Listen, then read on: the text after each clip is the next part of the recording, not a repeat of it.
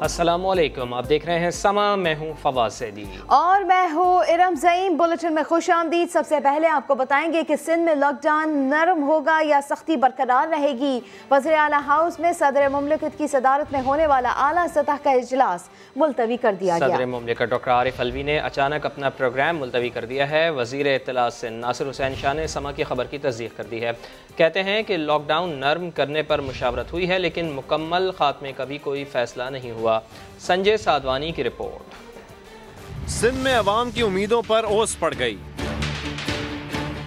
कारोबार खुलने और लॉकडाउन में नरमी से मुतालिक वज़ीर आला हाउस में सदर मुमलिकत की ज़ेर सदारत होने वाला इजलास मुलतवी कर दिया गया। डॉक्टर आरिफ अलवी ने अचानक अपना प्रोग्राम मुलतवी कर दिया। वज़ीर आला सिंध ने आज सुबह 11:30 बजे तमाम अफसरान और वुज़रा को इजलास में शिरकत के लिए तलब किया था। इससे पहले वज़ीर आला सिंध की ज़ेर सदारत इजलास हुआ, जिसमें लॉकडाउन में नरमी से मुतालिक मुशावरत की गई। ज़राए के मुताबिक बाजारों और दुकानों को एहतियाती तदाबीर के साथ काम करने की इजाज़त देने से मुतालिक उमूर पर गौर किया गया। वज़ीर इत्तलात सिंध नासिर हुसैन शाह ने समा की खबर की तस्दीक कर दी। कहते हैं लॉकडाउन नरम करने पर मुशावरत हुई है, लेकिन मुकम्मल खत्म होने का अभी कोई फैसला नहीं हुआ। जो भी फैसला होगा अवाम को आगाह कर दिया जाएगा। हमें कारोबारी हजरात जो है हमारे, उनकी भी इश्यूज का मुकम्मल तौर पर एहसास है। हम कोई तरीकेकार जरूर बनाएंगे, लेकिन ऐसा नहीं है कि लॉकडाउन खत्म हो रहा है। कुछ दिन लगेंगे। मुशावरत हो रही है कि ऐसा तरीकेकार बनाया जाए जिसके तहत मरहलावार SOPs पर अमल करते हुए कुछ कारोबार खोलने की इजाजत देंगे। इजलास में वज़ीर आला सिंध समेत कई वुज़रा ने महकमा सेहत की कारकर्दगी पर तशवीश का इजहार किया। संजय साधवानी, समा, कराची। कोरोना वायरस से पाकिस्तान का सबसे बड़ा शहर कराची सबसे ज्यादा मुतासर है। 18 इलाके हॉट स्पॉट बन चुके हैं। कौन से इलाकों में ज्यादा केसेस हैं, फहरिस्त समा को मिल गई है। तफसीलात इस रिपोर्ट में जानिए। अब शामिल करेंगे तहलका खेज खबर। आसिफ अली जरदारी की मुबैना बेनामी कंपनी बेनज़ीर भुट्टो का प्लॉट भी ले उड़ी। ओमनी ग्रुप के डायरेक्टर हुसैन फैसल ने वादा माफ गवाह बनकर सब बता दिया है। नैब तफ्तीशी रिपोर्ट में कहा गया है कि बेनज़ीर भुट्टो का प्लॉट जरदारी के फ्रंट कंपनी को मुंतकिल हुआ। 1998 में बेनज़ीर भुट्टो ने प्लॉट अपने नाम ट्रांसफर कराने के लिए KDA को खत लिखा। KDA ने बेनज़ीर को बताया कि प्लॉट तो ओमनी के हुसैन फैसल के नाम ट्रांसफर किया जा रहा है। ये कहानी पूरी है क्या, जान लेते हैं। समग्र नुमाइंदे सुहेल रशीद हमारे साथ मौजूद हैं। सुहेल, ये बताइएगा, ये प्लॉट कितना बड़ा था, किस जगह वाक़ था, किससे ख़रीदा गया, कब मुंतकली अमल में आई इसकी? पास देखें, ये क्लिफ्टन कराची का G2 प्लाट है जिस पर आज बख्त टावर कायम है। ये उस प्लाट की कहानी है जो कि ओमनी ग्रुप के डायरेक्टर हुसैन फैसल जमोट हैं, उनकी ज़बानी सामने आई है। वो वादा माफ गवाह बने हैं नैब के सामने और अपना जो बयान कलमबंद करवाया है उसके मुताबिक यह कहानी 1998 में शुरू हुई। 1998 में मोहतरमा बेनज़ीर भुट्टो ने अपना एक प्लाट खरीदा था रुखसाना भुट्टो और शबनम भुट्टो से। वो प्लाट उन्होंने अपने नाम ट्रांसफ़र करवाने के लिए मार्च 1998 में खत लिखा था KDA को कि ये प्लाट मैंने खरीद लिया, इसे आप मेरे नाम ट्रांसफ़र करें। लेकिन इसी दौरान एक और वाकया ये होता है कि हुसैन फैसल सैयद ये कहते हैं कि मुझे अनवर मजीद ने एक डॉक्यूमेंट साइन करवाया जिसमें यह जाहिर किया गया कि मैंने ये प्लाट खरीद लिया है शबनम भुट्टो से, जबकि मैं कभी शबनम भुट्टो से मिला भी नहीं था और ना ही मैंने उन्हें इस प्लाट के लिए कोई रकम अदा की है।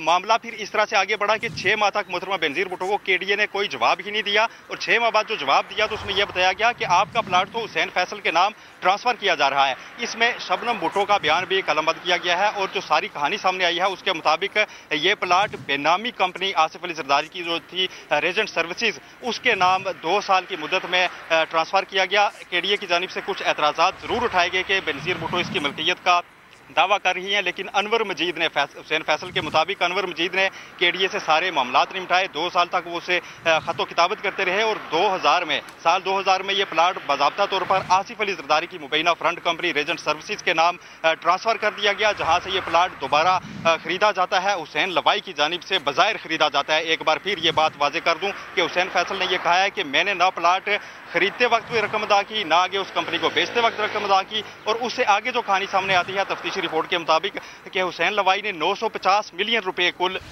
ट्रांसफ़र किए हैं रेजेंट सर्विसेज के नाम, इस प्लाट की खरीदारी के नाम पर कि इसमें एक टावर बनना है और इसमें जो उनका बैंक है कराची में उसके जो 3 फ्लोर भी इसमें खरीदे गए थे, लेकिन बाद में ये पूरा प्लाट ही खरीद लिया जाता है और 950 मिलियन रुपए रेजेंट सर्विसेज को ट्रांसफ़र किए जाते हैं। लेकिन कहानी में एक और ट्विस्ट आता है कि वही 950 मिलियन रुपए एक बार फिर उसी बैंक में यानी कि हुसैन लवाई के बैंक में ही रख दिए जाते हैं और इस बार रखे जाते हैं एक गैर मुल्की शहरी थे नासिर लूथा, वो भी वादा माफ गवाह बने हुए हैं उनके नाम पर कि ये उनकी इन्वेस्टमेंट है इस बैंक में, वो भी इस इन्वेस्टमेंट से जो है अपनी लाताल्लुकी का इजहार कर चुके हुए हैं। इस सारी कहानी में जो एक अहम बयान सामने आया है हुसैन फैसल सैयद का, उसमें यह कहानी सामने आई है, लेकिन इसके साथ नैब तफ्तीशी रिपोर्ट में यह दावा किया गया है कि जो बेनजीर भुट्टो ने खत लिखा था केडीए को वो रिकॉर्ड पे मौजूद है और उसके रिकॉर्ड की रोशनी में ही नैब की जानिब से ये नैब ज़राए का दावा है कि ये जो असल में सारा मनसूबा है और इसमें रिपोर्ट में भी ये लिखा गया है कि ये सारा मनसूबा आसिफ अली जरदारी ने तैयार किया था और इसका मकसद जो था वो बेनामी जायदाद बना के एक मनी लॉन्ड्रिंग का प्लाट तैयार करना था, जो कि इस G2 नामी प्लाट के ऊपर इसकी बुनियाद रखी गई, जो कि दरअसल बेनजीर भुट्टो की मलकियत था, वो उसको खरीद चुकी थी। लेकिन इस सारी कहानी में जो शबनम भुट्टो की जानिब से ये मौक़िफ़ सामने आया है कि उनको जो इस सारे प्लाट की खरीदारी के साइन किए गए थे उसके बाद दोबारा उनको ये राब्ता किया गया एक भुट्टो फैमिली के मुलाजम की जानिब से और ये कहा गया कि पहले डॉक्यूमेंट में कुछ मसाइल हो गए, आपने दोबारा डॉक्यूमेंट साइन करना है।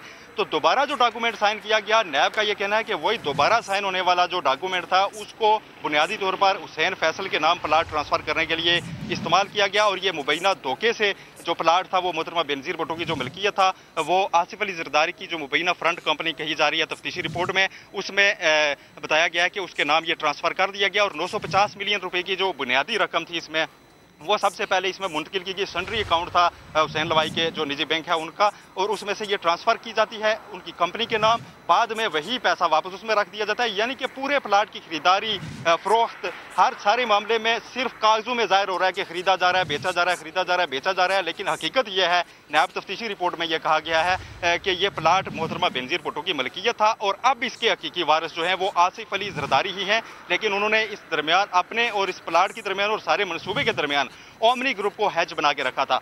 ये डायरेक्टर थे हुसैन फैसल सैयद ओमनी ग्रुप के और इनको पहले मुलजम ही नामजद किया गया था और इन्होंने वादा माफ गवाह बनने की दरखास्त भी नैब को दी थी जो कि मंजूर हो गई है और अब इनका नाम बाज़ाब्ता तौर पर निकाल दिया गया है। सुहेल हमारे साथ मौजूद ही रहिएगा। पाकिस्तान पीपल्स पार्टी के कमर जमान कायरा साहब भी हमें ज्वाइन कर चुके हैं, उनसे भी बात कर लेते हैं। शुक्रिया कायरा साहब आपके वक्त के लिए। ओमनी ग्रुप के एक डायरेक्टर हैं, वो वादा माफ गवाह बन चुके हैं, उन्होंने सब कुछ बता दिया है और उन्होंने ये भी बताया है कि बेनज़ीर भुट्टो शहीद का प्लॉट जरदारी साहब की फ्रंट कंपनी को मुंतकिल हुआ था। नैब रावलपिंडी की ये रिपोर्ट भी सामने आई है। क्लिफ्टन कराची में एक टावर जिस पर प्लॉट पर तामीर हुआ है वो बेनज़ीर भुट्टो की मिल्कियत था। तो आप समझते हैं कि ये ओमनी ग्रुप के हवाले से एक और चार्जशीट सामने आ गई है, क्या कहेंगे आप इसके ऊपर?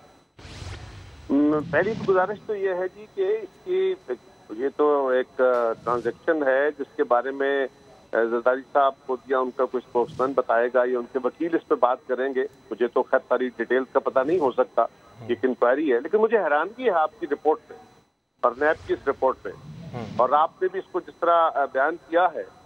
सवाल ये है कि ये प्लाट मोहतरमा बेनज़ीर भुट्टो शहीद ने 2 खवातीन से खरीदा। जी हाँ। उसके बाद ये प्लाट आसिफ जरदारी साहब एलिजिबली आप कह रहे हैं कि उनकी फ्रंट कंपनी ने ट्रांसफर कर दिया। क्या मोहतरमा ने कभी इसकी शिकायत की थी? क्या वो कंप्लेनेंट थी?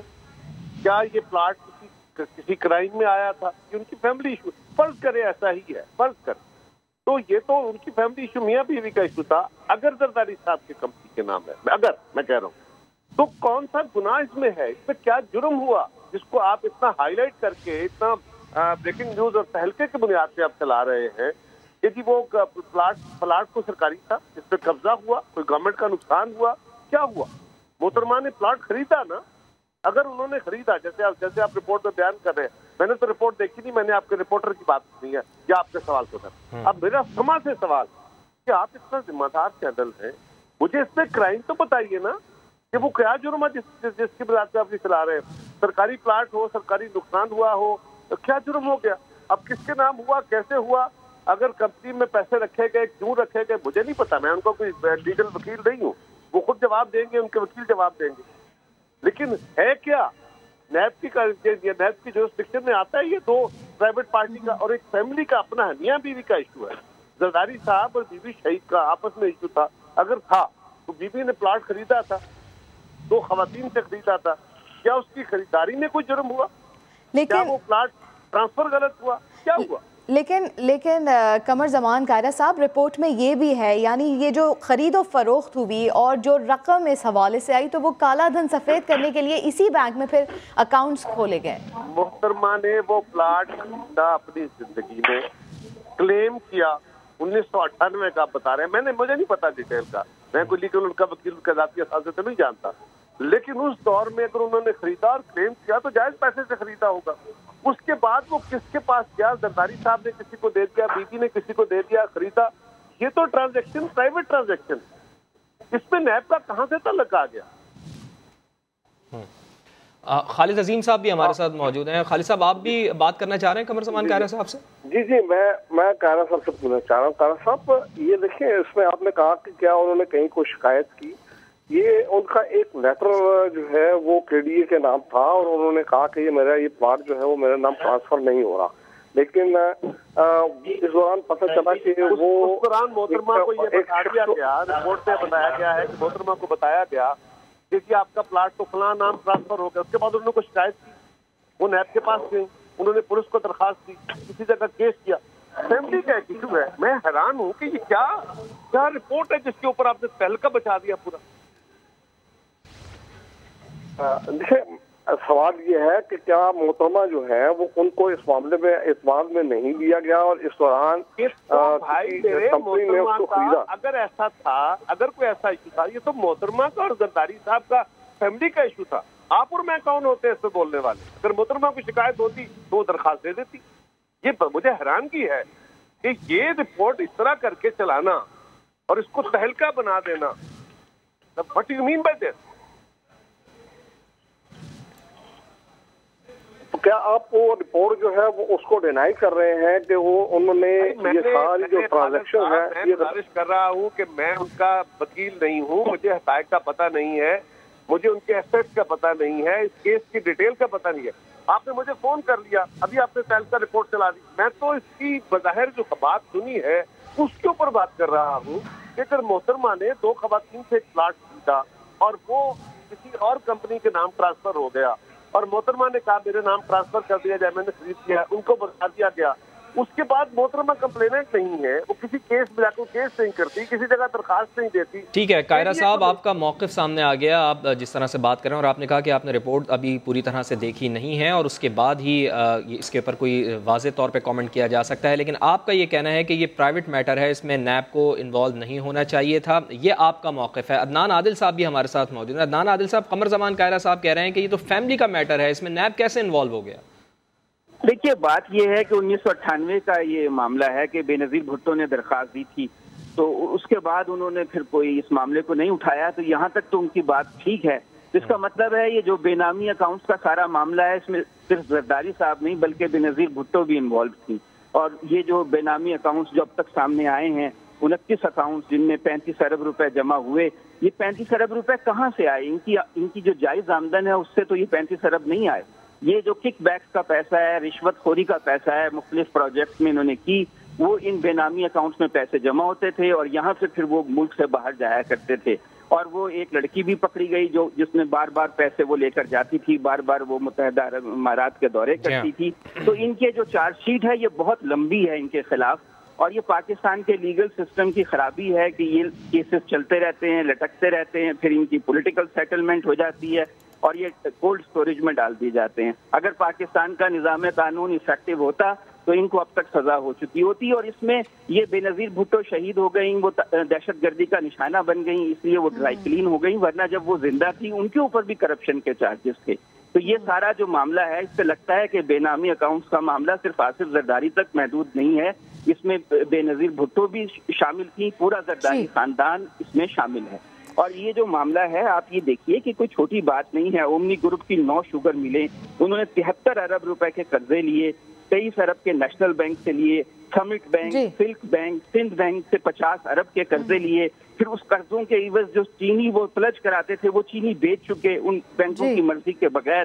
تو ان کے خلاف تو بہت لمبی چارج شیٹ ہے، یہ ہمارے آپ کے مطابق جو ہے یہ کافی لمبی چارج شیٹ ہے، یعنی کرپشن کی ایک لمبی کہانی ہے۔ احمد ولی صاحب آپ کی جانب میں آؤں گی، جس طرح یہ رپورٹ سامنے آئی ہیں اور قمر زمان قائرہ وہ اسے ڈینائی کر رہے ہیں اور کہہ رہے ہیں کہ یہ ان کی فیملی کا معاملہ ہے، آپ کیا کہیں گے؟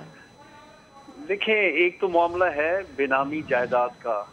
پاکستان میں شاید کوئی ایسا بزنس مین نہیں ہوگا جس نے بینامی جائیداد نہیں رکھی، چاہے وہ جہانگیر ترین ہوں یا ایون عمران خان، جنہوں نے اپنی کسی کمپنی کے ذریعے سے، آف شور کمپنی سے اپنا وہ فلیٹ جو ہے نا وہ خریدا وہاں سے.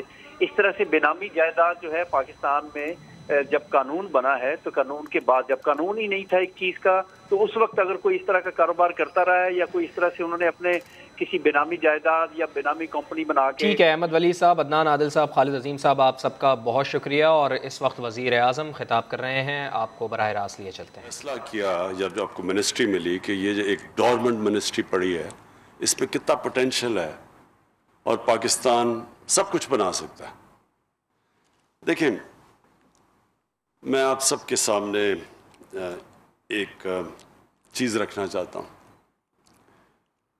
جو چیز ایک قوم کو اوپر لے کے جاتی ہے وہ اس کے وسائل نہیں، یعنی تیل کے ذخیرے بیٹھے ہوں تو قوم پروگریس نہیں کرتی، ہیرے ہوں، سونا آپ کی زمین سے نکلے پھر بھی قومیں نہیں آگے بڑھتی. کیونکہ اگر بڑھتی ہوتی تو آج کانگو ایک بڑی امیر قوم بنی ہوتی، نائجیریا ایک بڑا ایک دنیا کی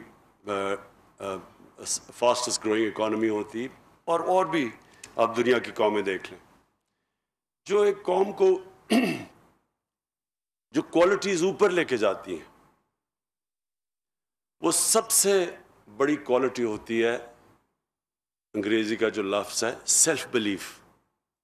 ایک قوم اپنے اندر بلیو کرنا شروع کر دیتی ہے، اور وہ جب بلیو کرتی ہے، وہ جیسے جیسے وہ پروگریس کرتی ہے اس کے اندر یہ بلیف بڑھتا جاتا ہے.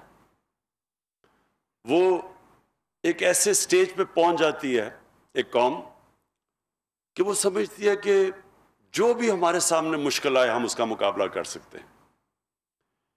ایک قوم جب اس مائنڈ سیٹ پہ پہنچ جاتی ہے تو وہ ایک انوینسیبل بن جاتی ہے، وہ کچھ بھی کر سکتی ہے.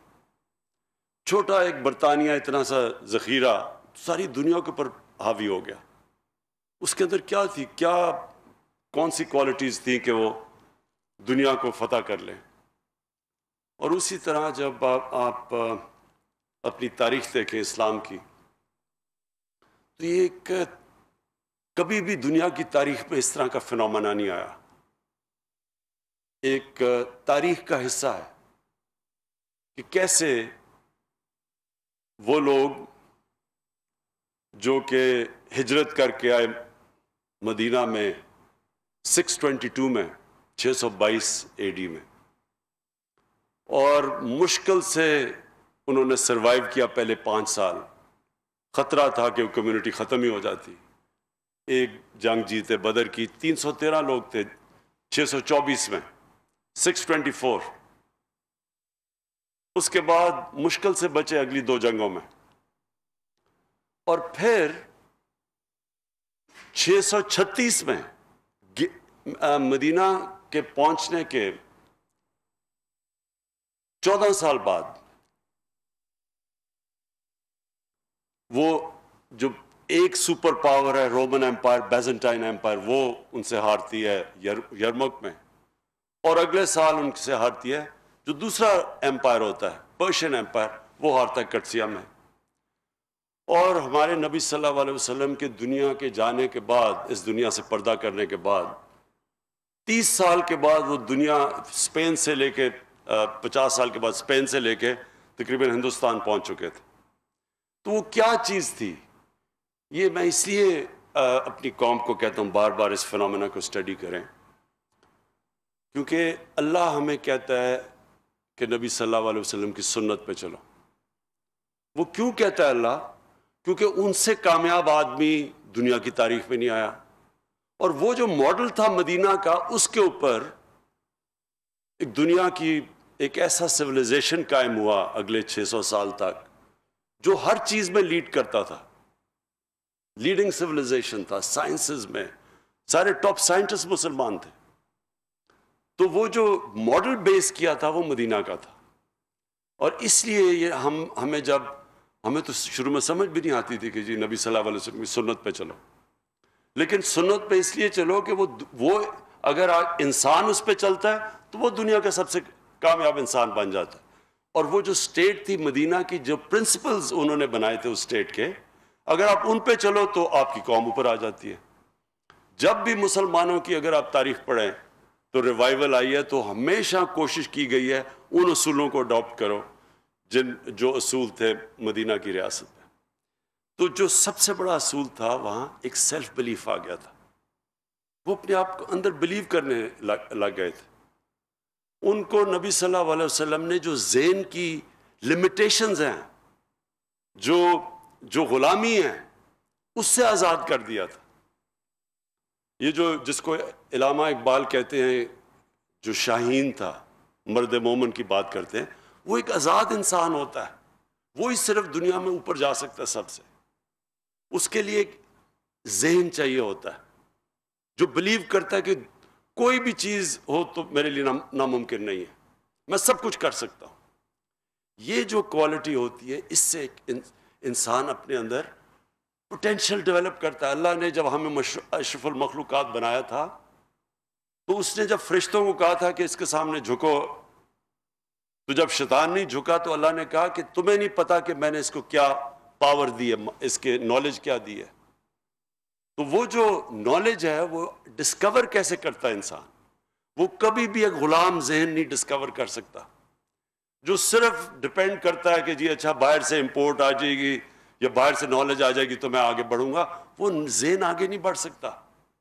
ذہن آگے وہ بڑھتا ہے جو سمجھتا ہے کہ میں کچھ بھی کر سکتا ہوں.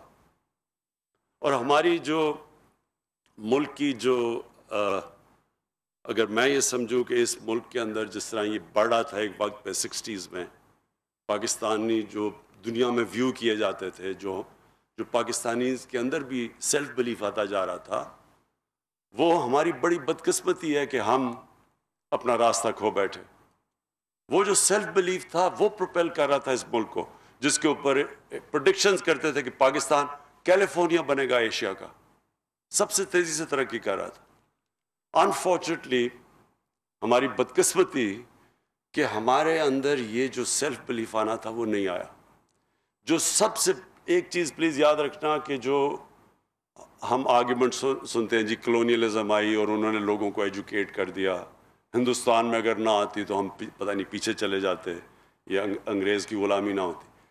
کلونیلزم کا جو سب سے بڑا ایک قوم کے اوپر نقصان کرتی ہے وہ غلامی، وہ انسان کو جو جب آپ آزاد بھی ہو جاتے ہیں لیکن ذہنی غلامی رہ جاتی ہے.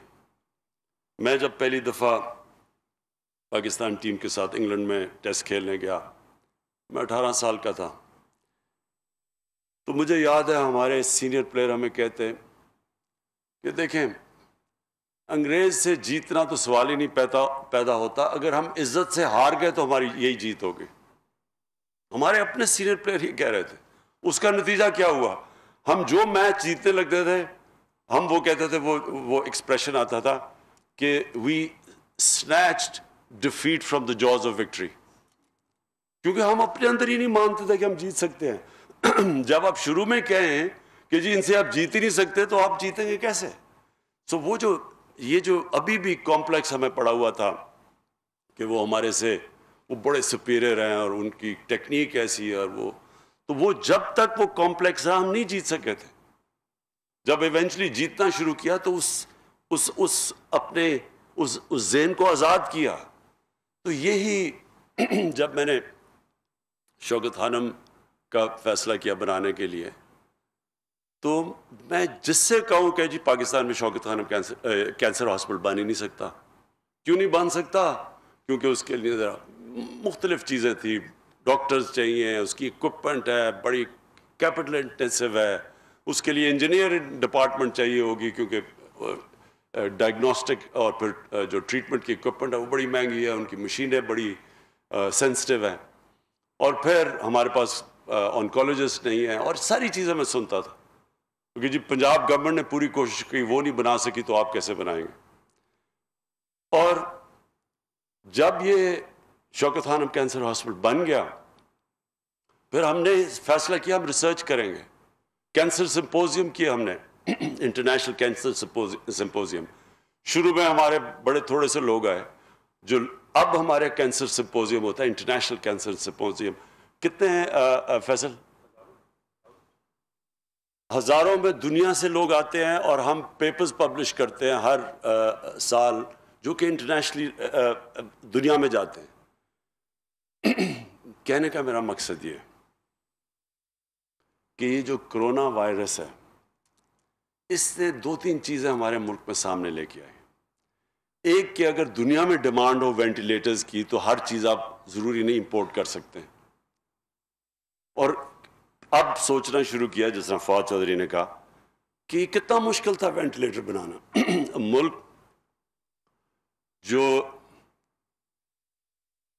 न्यूक्लियर वेपन्स बना सकता है, जिसके लिए वो टेक्नोलॉजी चाहिए, तो उसके लिए कितना मुश्किल है।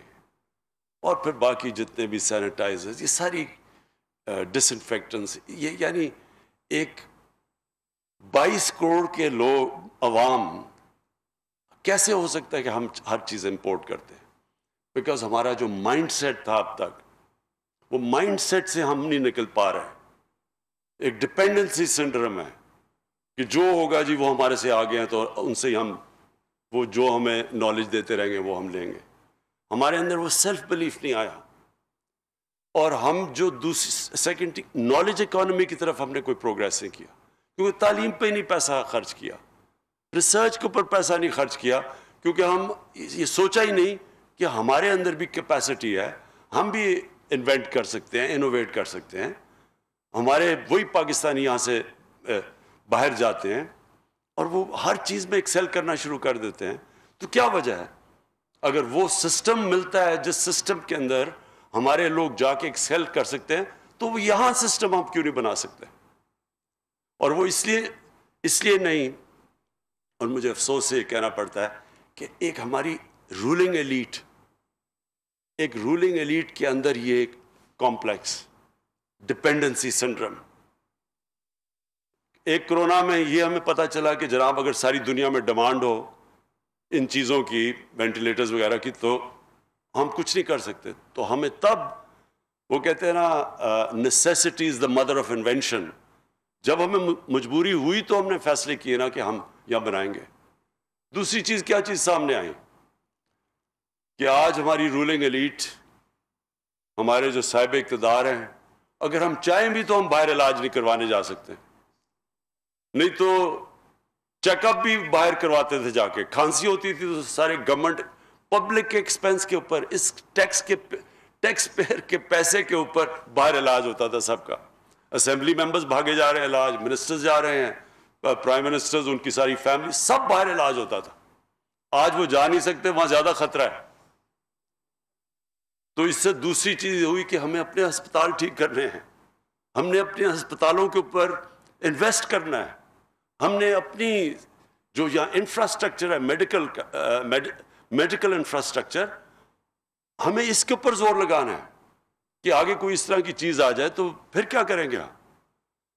और ये जो सेकंड चीज है, जब तक कि हमारे मुल्क के, जिस तरह मेरी तरह के लोग हैं, हमारे मिनिस्टर्स, हम यहाँ नहीं इलाज करवाएंगे अपना गवर्नमेंट हॉस्पिटल्स में, तब तक गवर्नमेंट हॉस्पिटल्स नहीं ठीक होंगे। यही गवर्नमेंट हॉस्पिटल्स हमारी आंखों के सामने डिटीरिएट हुए हैं। मैं पैदा हुआ था मेयो हॉस्पिटल में, मेरी सारी बहनें पैदा हुई थी। शुरू में जब भी कोई खेलते हुए कोई चोट लगती थी, टांके लगाने मेयो हॉस्पिटल जाया करते थे। और अब पैसे वाले लोग सोचते भी नहीं गवर्नमेंट हॉस्पिटल में जाने का, प्राइवेट हॉस्पिटल्स। और सिर्फ प्राइवेट हॉस्पिटल्स में अगर अच्छा इलाज करवाना है वहां करवाओ, गरीबों के लिए गवर्नमेंट हॉस्पिटल्स। और ये फिर तीसरी चीज सामने आई है, कोरोना की तीसरी चीज क्या सामने आई है? अब तक ये होता रहा कि जनाब गंदा पानी पीने की बीमारियों से बच्चे मर रहे हैं, गरीब का बच्चा मरता है, किसी को फिक्र ही नहीं है। हेपेटाइटिस सी एपिडेमिक बन चुका है पाकिस्तान में, लेकिन ज्यादातर गरीब लोग हैं, कोई फिक्र ही नहीं है। मेलन्यूट्रिशन 25% बच्चों को है, फिक्र नहीं, गरीब का बच्चा है। 40% पाकिस्तान के अंदर स्टंटेड ग्रोथ है, किसी को फिक्र ही नहीं है, क्योंकि गरीब लोग हैं। اب یہ مشکل آ گئی ہے کہ کرونا نہ امیر نہ غریب میں فرق ہی نہیں کرتا. آپ اگر یہ سمجھتے ہیں کہ صرف امیروں کی لاک ڈاؤن اناؤنس کر دیا جی, جلدی سے فوری لاک ڈاؤن اناؤنس کر دیا, سوچا ہی نہیں کہ وہ بیچارہ دیہڑی دار, وہ غریب آدمی, وہ رکشے والا, وہ جو بیچارہ سارا دن محنت کر کے آ کے اپنے بچوں کا پیٹ پالتا ہے, اس کا کیا بنے گا. نہیں, امیروں نے سوچا اچھا جی 2-3 یہ امیروں کو بھی آتا, تو ایک دم سارا ایک ایلیٹ نے فیصلہ کر لیا سارے ملک کے لیے, سوچا نہیں کسی کا. ہندوستان نے تو ہمارے سے بھی زیادہ, جتنا وہ جو ان کا اسٹرانگ مین نریندر موڈی ہے, کہتا ہے جی اس کو 50 انچ کا چیسٹ ہے, وہ اتنا ڈرپوک نکلا ایک دم اس نے سارا بند کر دیا. بیچارے لوگ 200 میل چل کے جا رہے ہیں, غریب لوگ تھے ہندوستان میں, سوچا ہی نہیں کہ عام آدمی کی زندگی کیا ہوگی. یہ تو ہمارا جو اب ہمیں کیا نظر آیا کہ اگر آپ غریبوں کی بستیوں کا دھیان نہیں رکھیں گے تو کرونا اگر غریبوں کی بستیوں میں پھیلے گی وہ پھر امیروں کی بستیوں میں بھی چلی جائے گی. وہ ریسٹرکٹڈ نہیں ہے. سنگاپور نے کیا کیا, انہوں نے بڑا زبردست لاک ڈاؤن کر دیا اور جناب کرو ان کی فلیٹ ہو گئی. اس کے بعد لاک ڈاؤن کھولا, ایک دم کرونا پھر پھیل گئی. کیوں پھیل گئی؟ کیونکہ وہ جو سب سے ان کے غریب امیگرنٹ ورکرز تھے, جو 6-7 ایک کمرے میں تھے, ان کی انہوں نے فکر نہیں کی جب لاک ڈاؤن کیا ہوا تھا, تو ان کے اندر سے وہ پھیل گئی ساری, پھر سے ان کو اب لاک ڈاؤن کرنا پڑا. تو اس لیے ہمیں بھی جب فیصلے کریں گے پاکستان کے اب سے, تو ہمیں یہ بھی سوچنا پڑے گا کہ اس ملک کا وہ طبقہ جو کمزور طبقہ ہے, جو کچی بستیوں میں ہے, جو ہر روز فیس کرتا ہے, ہر دوسرے دن موت دیکھتا ہے, اس کے بچوں کا دیکھتا ہے کہ حال کے گندے پانی کی بیماریوں سے بچے مر رہے ہیں, یا وہ دیکھتا ہے کہ یہ ہیپاٹائٹس سی ہر جگہ پھیلی ہوئی ہے, لیور خراب ہو رہے ہیں, جلدی مر رہے ہیں. تو ان لوگوں کو ہم آج کہہ رہے ہیں کہ جناب کرونا آ گئی ہے تو آپ بند ہو جائیں, سوشل ڈسٹنسنگ کریں. پہلے وہ ڈسٹنسنگ کیسے کریں, 6-7 ایک کمرے میں, اور کہ جی ہاتھ دھوؤ, صاف پی, وہاں پانی نہیں ہے, پانی کی بڑی قلت. سو اس لیے ملک آگے جب بڑھتا ہے, سو میں وائنڈ اپ کر رہا ہوں کہ جب ملک بڑھتا ہے تو ایک ملک ایز اے ہول بڑھتا ہے, ایک ایلیٹ اوپر نہیں جاتی.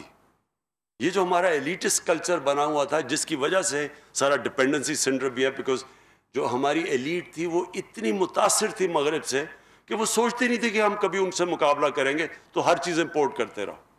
یہ سوچا ہی نہیں کہ ہم اپنی ملک کو کھڑا کریں گے. یہ سوچا ہی نہیں کہ اگر ایلیٹ کے حالات اچھے ہیں تو وہ سوچا ہی نہیں کہ عام آدمی کے حالات کیسے ہیں. اور کبھی بھی ایک امیروں کا جزیرہ جس میں غریبوں کا سمندر ہو, وہ کبھی بھی ملک آگے نہیں بڑھ سکتا. چائنا نے ثابت کیا. 30 سال پہلے چائنا کیا تھا, آپ 30 سال پہلے چائنا جاتے آپ بلیو نہیں کریں گے کہ وہ آج جدھر وہ پہنچ گیا. لیکن انہوں نے کیا کہ انہوں نے 70 کروڑ لوگوں کو غربت سے نکال کے اوپر لے کے آئے. جب نیچے سے لوگوں کو اوپر لے کے آئے, ملک بھی اوپر چلا گیا. ہمارا یہ ہے جو آگے ہم نے جانا ہے. جو کرونا نے ہمیں چیز کیا سامنے لے کے آئی کہ سب سے پہلے اپنے پاؤں پہ کھڑا ہونا ہے, اپنے ملک میں یہ چیزیں پروڈیوس کرنی, نالج اکانومی کی طرف جانا ہے, اپنے ہمیں سائنس اور ٹیکنالوجی کو آگے لے کے جانا ہے. یہ بڑی اچھی بات ہے کہ ساری جو امریکہ کے اندر جتنی بھی وہاں جو بھی چیزیں وہ انوویٹ ہوتی ہیں, چیزیں جو نئی لیٹسٹ ٹیکنالوجیز آتی ہیں, ساری آتی ہیں. ان کی جو ڈیفنس ہے اس کی کنیکشن ہے پرائیویٹ سیکٹر کے ساتھ, وہ فیڈ کرتے ہیں پرائیویٹ سیکٹر میں. ساری انوویشنز اور نئی چیزیں اور انوینشنز اس طرح آگے آتی ہیں, اس طرح ان کا ملک اوپر جاتا ہے. ہمارا کوئی کنیکشن ہی نہیں تھا ڈیفنس پروڈکشن اور پرائیویٹ سیکٹر کے اندر. تو انشاءاللہ یہ جو آگے کا کورس ہم جس طرف جا رہے ہیں وہ انشاءاللہ ہم اب انشور کریں گے جتنی بھی ہماری ریسورسز ہیں. پہلے تو 1-1.5 سال تو سروائیول میں ہی گزر گیا, اپنی اکانومی اسٹیبلائز کرنے میں لگ گیا, ڈیفالٹ سے بچانے میں لگ گیا. لیکن اب ہماری پوری کوشش ہوگی کہ ایک ویژن چارٹ آؤٹ کریں اپنے ملک کی, کہ ہم نے آگے جو جانا ہے ایک لانگ ٹرم پلاننگ ہو ملک کی, short term, medium term, long term, ایک پوری ویژن بنے ہماری, جو ہم اس کے اوپر پورے لگے ہوئے ہیں. اور انشاءاللہ قوم کو ایک پوری ویژن دیں گے. اور وہ جو ویژن ہوگی وہ ایک چھوٹے سے طبقے کے لیے نہیں ہوگی, وہ سارے ملک کے لیے ہوگی. اور وہ سینٹرک اس طرح ہوگی کہ یہ جو ہم کچی بستیاں ہیں, ہماری غریبوں کی بستیاں, इनको सबसे ज़्यादा अब हमने ज़ोर लगाना है कि इनको हम अपने कैसे उठाना है, वो कौन सी चीज़ें हैं जो कि आम आदमी को ऊपर उठाएंगी, हम कौन सी वो स्टेप्स ले सकते हैं, किस तरह हम लोगों को गुर्बत से निकालेंगे। और हमने चाइना से चाइना जब हम गए थे तो उनसे हमने बड़ी डिटेल्स प्रेजेंटेशंस ली कि क्या क्या उन्होंने स्टेप्स उठाए थे कि अपने लोगों को गुर्बत से निकालने के लिए।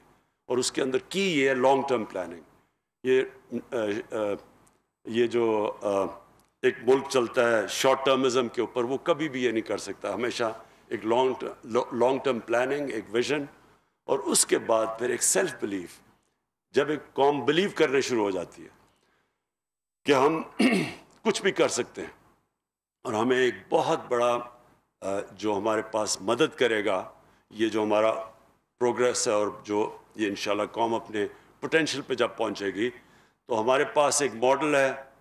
हमें पता है कि एक हमारे नबी सल्लल्लाहु अलैहि वसल्लम ने एक मॉडल बनाया था, एक इंसान कैसे ऊपर जाता है, अपना पोटेंशियल अचीव करता है, एक कौम कैसे जाती है। और हमारा जो असासा इस वक्त है वो प्लीज़ याद रखें ओवरसीज़ पाकिस्तानी। हमारे 90 लाख पाकिस्तानी बाहर हैं, वो उनमें से एक तो रोज़ी कमाने के लिए काफ़ी गए हैं, लेकिन कई ऐसे लोग हैं हमारा जो बेस्ट टैलेंट था, क्योंकि हमने एक सिस्टम में मेरिट नहीं रखी, एक सिस्टम जो मेरिट को डिस्करेज करता था, हमारा जो बेस्ट टैलेंट है वो आखिर में मुल्क से बाहर गया और वो हर फील्ड में एक्सेल करते हैं। सो हम जैसे जैसे अपने सिस्टम्स ठीक करते रहेंगे, हमारे पास ये टैलेंट वापस आना चाहता है, वो वापस आएगा। जैसे हम अपने इदारे ठीक करते रहेंगे, जिस तरह शौकत खानम था, शुरू में तो यहाँ डॉक्टर्स ही नहीं थे हमारे पास जो स्पेशलिस्ट थे जो कैंसर हॉस्पिटल चला सकते हैं, लेकिन जैसे ही उन्होंने देखा कि इंस्टीट्यूशन बन गई है जो मेरिट में चलती है, जिसके अंदर एक कानून है, रूल ऑफ लॉ है अपने इंस्टीट्यूशन का, और आहिस्ता आहिस्ता सारे हमारे जो तकरीबन डॉक्टर्स हैं, जो टॉप क्वालिटी प्रोफेशनल सब बाहर से आए हैं, बाहर पाकिस्तानी जो बाहर से आए हैं। आप अगर मिडल ईस्ट में चले जाएं और उनका कोई भी स्पेशलिस्ट कैंसर हॉस्पिटल में जाएं, वहाँ मुश्किल से उनके जो लोकल्स हैं वो 4 या 5% है। यहाँ हम एक क्वालिटी कैंसर हॉस्पिटल बना सकते हैं, सारी पाकिस्तानी को हम एम्प्लॉय करके उसको चला सकते हैं, जो हम हर इदारे को इस तरह चला सकते हैं इस मुल्क में, क्योंकि हमारे पास पूल बैठा हुआ है बाहर क्वालिटी लोगों का, प्रोफेशनल्स का। और जब भी जैसे जैसे सिस्टम्स ठीक होते जाएंगे, इंशाल्लाह वो वापस आते आएंगे। मैं आखिर में फौज चौधरी आपको फिर से, ज़ुबैदा आपको मैं ये खराज तहसीन पेश करता हूँ कि आपने एक बड़ा बोल्ड स्टेप्स लिए हैं, और ये जो आपने चीज़ें यहाँ लोकली प्रोड्यूस करना शुरू किया है और एक्सपोर्ट्स का सोचा, ये बड़ा ज़बरदस्त एक ये वे फॉरवर्ड है। ये है जो मेरी नज़र में नया पाकिस्तान है। Thank you. वज़ीर आज़म इमरान खान तकरीब से ख़िताब कर रहे थे। उनकी जानिब से ये कहा गया कि ख़ुद एतमादी से कौमें तरक्की करती है, बदकिस्मती से हमारे अंदर ख़ुद एतमादी पैदा नहीं हो सकी। कोरोना से कुछ चीज़ें हमारे सामने आई हैं। जौहरी हथियार बनाने वाले मुल्क के लिए क्या वेंटिलेटर बनाना मुश्किल था। उन्होंने ये भी कहा कि हमने तालीम और तहकीक पर पैसा खर्च नहीं किया। कुछ मज़ीद खबरें मगर ब्रेक के बाद हमारे साथ रहिएगा। एक बार फिर से आपको बराह रास्त लिए चलते हैं। वज़ीर आज़म इमरान खान कॉम्स्टेक में तिबी मसनूआत की नुमाइश में शिरकत के लिए पहुँचे। अब से कुछ देर पहले उनकी जानिब से ख़िताब भी किया गया और ब्रीफिंग भी दी गई थी। इस वक्त नुमाइश का जो है वो दौरा किया जा रहा है वज़ीर आज़म इमरान खान की जानिब से, और ऐसे में फवाद चौधरी भी यहाँ पर मौजूद हैं। अब से कुछ देर पहले उनकी जानिब से ख़िताब भी किया गया, जिसमें उनकी जानिब से ये कहा गया कि कोरोना से कुछ चीज़ें हमारे सामने आई हैं, और ये भी कहा कि वेंटिलेटर्स जो है वो दरामद करना काफ़ी ज़रूरी था जो इस वक्त हालात बने हुए हैं, और हमने तालीम और तहकीक पर पैसा खर्च नहीं किया। ये भी कहा कि हमारे पाकिस्तानी बाहर जाकर बेहतरीन कारकर्दगी दिखाते हैं, और ये भी कहा कि यहाँ तो अशराफिया अपने इलाज के लिए भी बैरून मुल्क जाती है। इससे पहले फवाद चौधरी वो भी बात कर रहे थे, तो उनकी जानिब से फवाद ज़रिए यही कहा गया कि जब कोरोना का पहला केस 26 फरवरी को आया था और 2 केसेस रिपोर्ट हुए थे, तो हमारे पास जो है वो चीज़ें काफ़ी कम पड़ गई थी, मास्क, सैनिटाइज़र और दीगर आलात। तो फिर उस कमी को महसूस करते हुए सैनिटाइज़र्स, मास्क और जो दीगर आलात हैं वो बनाए गए, और अब उसकी नुमाइश की जा रही है। वज़ीर आज़म इमरान खान पहुंचे हैं। उसका मुआयना भी कर रहे हैं। और बिल्कुल आपने सही कहा इरम कि चूँकि फवाद चौधरी ने ये कहा था और इसको खासा अप्रिशिएट भी किया गया वज़ीर आज़म पाकिस्तान इमरान खान की जानिब से। उन्होंने कहा कि ये है असल पाकिस्तान, ये है नया पाकिस्तान, जो जैसा पाकिस्तान वो चाहते हैं। चूँकि 5 बड़े चैलेंजेस का सामना करने का फ़ैसला किया, फवाद चौधरी ने ये कहा डिसइंफेक्ट भी अब हम खुद बना रहे हैं, डिसइंफेक्ट और सैनिटाइज़र भी अब हम पूरी दुनिया को एक्सपोर्ट कर सकते हैं। एक ब्रेक के बाद हाजिर होंगे हेडलाइंस के साथ, देखते रहिए समा।